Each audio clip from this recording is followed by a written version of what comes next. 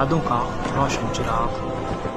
ہندوستان کے دل اتر پردیش کے ضلع جونپور کی بستی بڑا گاؤں صرف ایک گاؤں نہیں بلکہ آزاداری کی وہ زمین ہے جہاں غم حسین علیہ السلام کی صدائیں صدیوں سے گونج رہی ہیں۔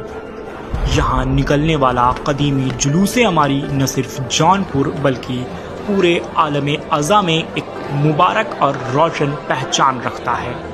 اس تاریخی جلوس کی بنیاد 8 ربیع الاول 1322 ہجری یعنی کہ 23 مئی 1904 کو میر اولاد حسین صاحب مرحوم نے رکھی تھی۔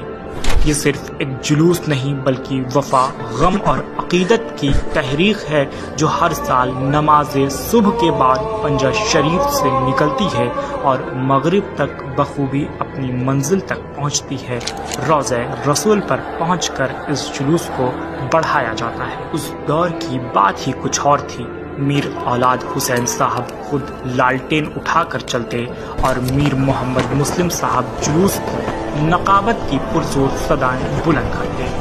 ان چند مومنوں کی کوششوں نے وہ بیج بویا جو آج ایک سرسبز درخت بن چکا ہے۔ 1942 میں جب امامیہ مشن بڑا گاؤں کا آغاز ہوا تو یہ ذمہ داری میر احسن صاحب مرحوم کو سونپی گئی۔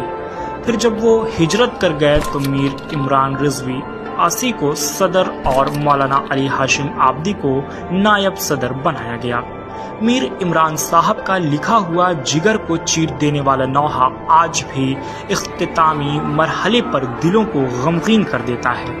اہل مدینہ عابد بیمار آتے ہیں، بے وارثوں کے قافلہ سالار آتے ہیں۔ یہ صدائیں جب لوگوں کے کانوں میں جاتی ہیں تو وہ عابد بیمار کو یاد کر چیخ اٹھتے ہیں اور گریہ کرنے لگتے ہیں۔